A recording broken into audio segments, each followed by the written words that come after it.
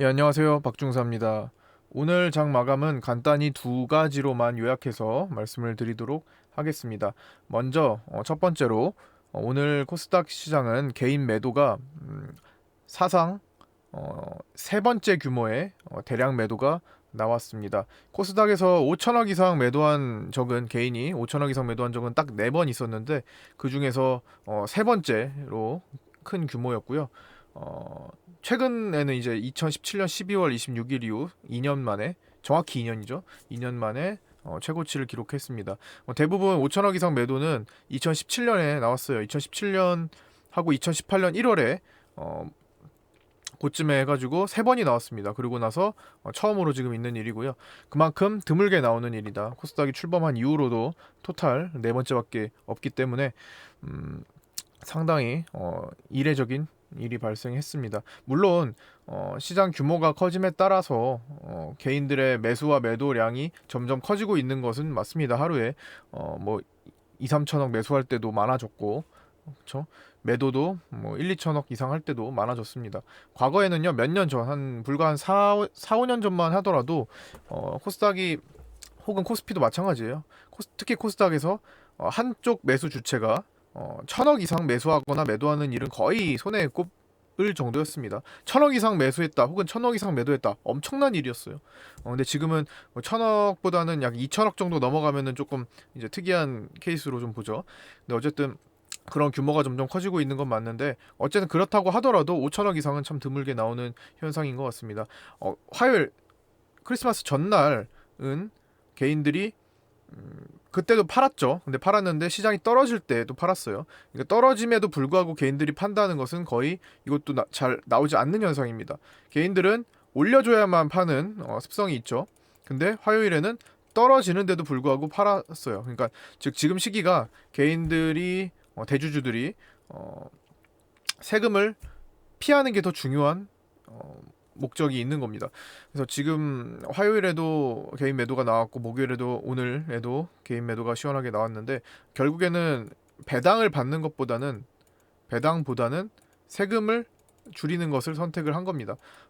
떨어져도 매도하고 올라가도 매도하고 상당히 긍정적인 현상이죠. 물론 이 매도한 거는 내일부터 배당 락일이 지나가면 배당 락일이 되면 또 다시 채워 넣을 겁니다. 이제 말 그대로 이제 내년도 매매기 때문에 다시 채워 넣는 경향이 있을 겁니다. 다시 개인들은 매수를 좀 채워 넣을 거다. 그래도 크게 상관없을 것 같습니다. 어쨌든 개인들은 그동안에 외국인들이 연속적으로 팔았던 거 시원하게 다시 커버를 했잖아요. 12월 달에. 원래는 12월 달에 그게 항상 예정돼 있는 일이라고 말씀드렸죠. 그런데 언론에서는 개인 매도가 나오기 직전 날까지 외국인 매수가 너무 많고 개인들의 매도가 연속적이다로 약간 공포심을 심어주면서 개인들 아무것도 모르는 개인들이 팔아야겠다라는 생각을 외국인처럼 팔아야겠다 나도 팔아야겠다라는 생각을 들게 만들었습니다. 어차피 12월 되면은 개인들이 매도할 텐데 어차피 개인들이 매도하면 외국인도 매수할 텐데요. 그러니까 이런 상황이었고요. 두 번째로 북한이 뭐 성탄절에 선물을 주겠다 뭐 이런 얘기를 했는데 그게 어떤 선물인지 밝혀지지도 않았고 미국에서는 이게 좋은 얘기일 수도 있다. 트럼프는 뭐 좋은 선물일 수도 있지 않겠냐 뭐 이런 식으로 얘기를 했잖아요. 우리는 이제 긴장한 채로 뭐 미사일을 쏘거나 핵실험 이런 쪽으로 항상 우리는 겪어왔으니까 또 이번에도 그런 거겠다 생각을 해서 화요일에 긴장한 상태로 우리나라만 많이 떨어졌었죠. 그런데 막상 뭐 정찰기도 돌고 막 이렇게 돌아다니는 상황 속에서 크리스마스 끝날 때까지 아무런 모션이 없었습니다. 그래서 시장은 다시 원위치 보다 더 올라가는 현상이 보였고요. 대형주들의 오늘 날이었죠. 어떻게 보면 셀트론 헬스케어 오늘 4% 정도 올랐고 셀트론 시리즈가 싹 다 4% 평균 4% 올랐죠.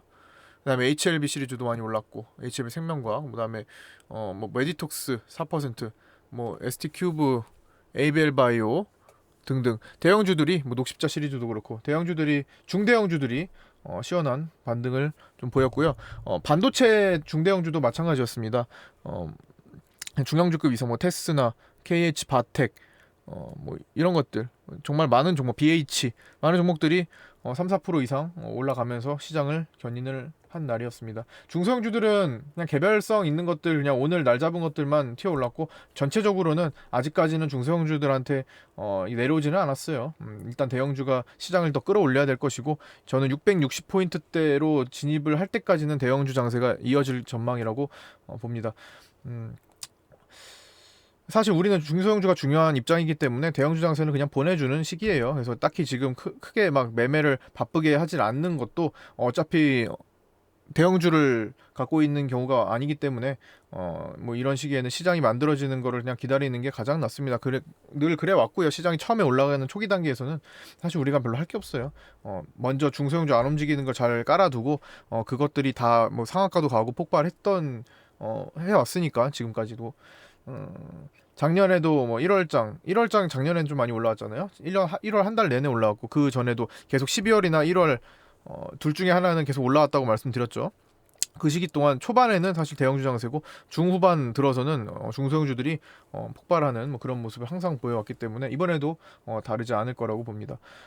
그리고 대부분의 종목들이 이제 연말 이틀 2, 3일 거래일 앞두고 이제는 목요일이니까 금월 이틀 남았잖아요. 사실상 내년 매매예요. 오늘 이제 금요일부터 사면은 그거는 이제 D+2일 보유 자체는 내년도에 보유를 하는 거기 때문에 사실상 지금부터 내년도 매매입니다. 어쨌든 올해 장은 사실상 끝난 거라 마찬가지라 어쨌든 지금 흐름들을 보면은 전체적으로 종목들이 어떠냐면요. 정말 보기 싫은 못생긴 상태인 경우가 많아요. 예를 들어 대형주를 일단 예를 들어보면 셀트리온 헬스케어의 경우 많은 종목들이 그냥 이런 모습에 있거나 지금 굉장히 좀 사기 싫죠.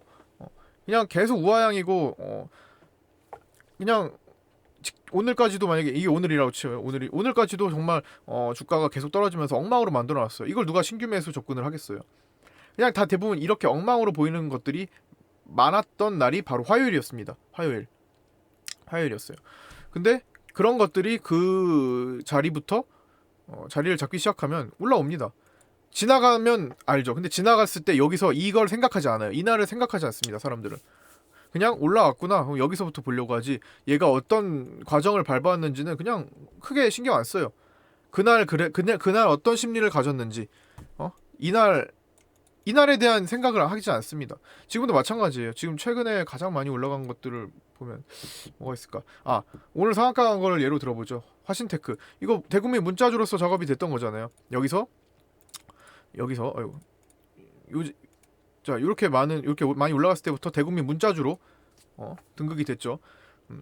꼭대기에서 밑에서부터 작업한 누군가 팔고 싶어 하는 겁니다. 그래서 문자를 뿌려서 이것 좀 사달라. 개인들한테 무작위로 뿌려서 사달라 해가지고 올라왔고 올라오면서 여기 마지막 상한가급으로 보내면서 개인들이 매수를 많이 들어왔었고요. 거기다 대고 다 던진 거죠.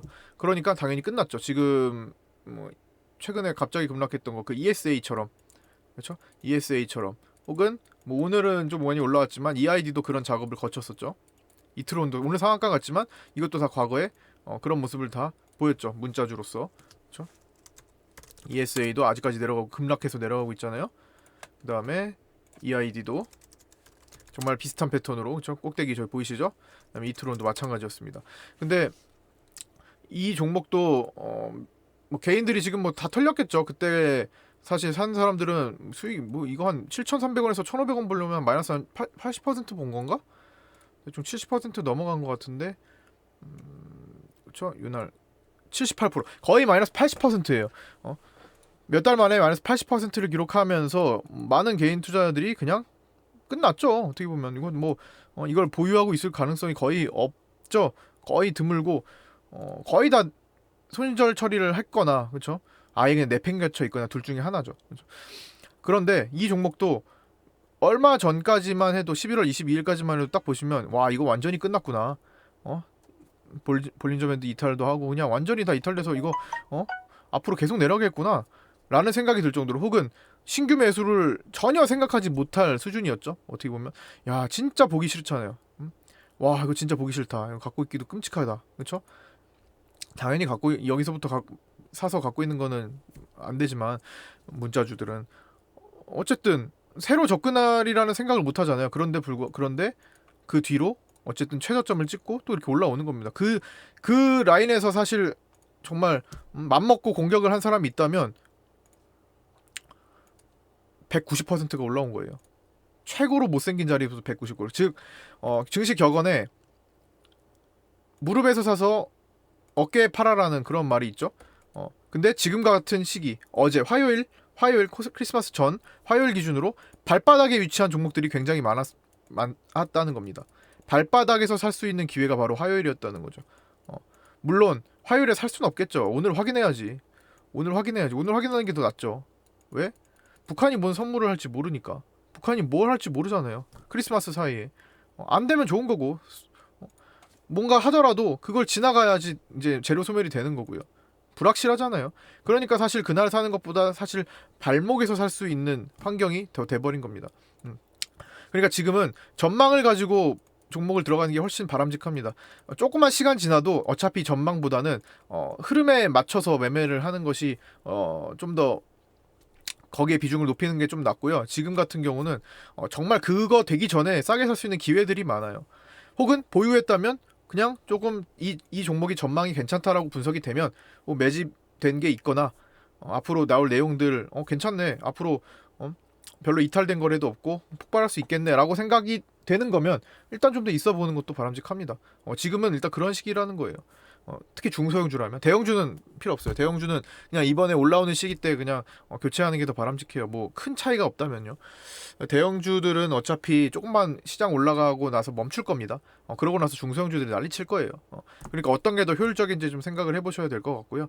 어쨌든 전망을 분석해서 매매하기 가장 좋은 시기라는 겁니다. 3개월 뒤 전망, 6개월 뒤 전망, 1년 뒤 전망을 보고 지금 싸게 들어갈 수 있는 절호의 찬스다. 로 생각하시면 되고요. 보통은 지금 10년 동안 12월 혹은 1월에 안 올라온 적이 없다고 말씀드렸잖아요. 지금도 마찬가지죠. 12월에 증시는 올라왔지만 그렇게 시원하게 못 올라왔어요. 1월 달에 올라오면 어쨌든 그거 완성되는 거잖아요. 이번에 11년째 똑같은 현상이 나타나는 거죠. 그리고 기본적으로 전일 음봉을 다 덮었네요. 이거는 그냥 단순한 기술적 분석에 의해서도 이 그림은 추세 전환되는 모습으로 보셔도 됩니다. 이건 좀 약했지만 그래도 올라왔잖아요. 지금도 마찬가지입니다. 전일 음봉을 하나 없애졌어요. 그러니까 이거를 주봉으로 보거나 혹은 이일을 합쳐서 본다면 사실 이 하락은 그냥 밑꼬리로 달고 끝나는 거잖아요. 밑꼬리 달고 어쨌든 전일 음봉을 덮어냈다는 거 긍정적으로 보이고요. 시장은 조금 더 대형주에 의해서 좀 더 올라가야 될 겁니다. 660포인트대로 올라와줘야 중소형주들이 활기를 치는 날이 올 거예요. 그러니까 좀 더 천천히 마음 급하게 먹지 마시고 하시면 되고 수익금이 생기면 내가 좀 부담이 큰 거는 항상 줄여주세요. 수익금이 생기면 지금 어떤 거를 갖고 있든 내가 마음의 부담이 크다. 거기에 스트레스 받지 마시고 그거를 그만큼 줄여주세요. 그 돈으로 다시 중소형주 좋은 현재 상태에서 해볼 만한 걸로 들어가시면 됩니다. 일반적으로 다 보유를 해도 상관없는 종목들이 많지만 종목 분석 제가 보는 건 대부분 전망이 좋은 거기 때문에 근데 비중을 잘못 들어갔다거나 하는 거죠. 비중을 잘못 들어가서 내가 좀 부담이 된다 하는 거는 줄여주시는 게 맞아요. 원래 각자 계좌는 그런 식으로 지켜내야 합니다. 내가 부담이 크면 어쩔 수가 없는 겁니다. 그게 아무리 전망이 좋다고 하더라도. 자, 어쨌든 오늘 두 가지로 간단하게 요약을 해드렸고요. 내일이면 이제 2019년 거래는 딱 이틀 남습니다. 사실상 내년 거래이기 때문에 별로 뭐 크게 할 건 없을 거예요. 연말까지 사실 말일 특히 월요일에는 더욱더 할 게 별로 없을 겁니다. 이제 징검다리잖아요. 내일 하고 이틀 쉬고 또 하루 하고 이틀 쉬고 이틀씩 쉬는 날이 있는 그 사이기 때문에 이날은 사실상 거의 대부분 뭐 거래가 없습니다. 그냥 연휴를 보내는 경우가 많아요. 특히 뭐 기관들도 직장인이기 때문에 전날 매매를 굳이 계획을 하지 않는 경우가 많습니다. 아니면 뭐 휴가는 사실 먼저 갔겠지만 적극적인 매수를 하는 날이 아니에요. 보통 보면 거래량이나 거래 대금이 많이 줄어 있을 겁니다. 그리고 내년도를 준비하는 그런 모습들을 보일 겁니다. 그래서 우리도 마찬가지 대응하시면 될 것 같고요. 네, 이제 남은 이틀은 잘 마무리될 수 있게 응원하는 마음으로 보내시면 될 것 같습니다. 자, 오늘 여기까지 마치도록 하겠습니다.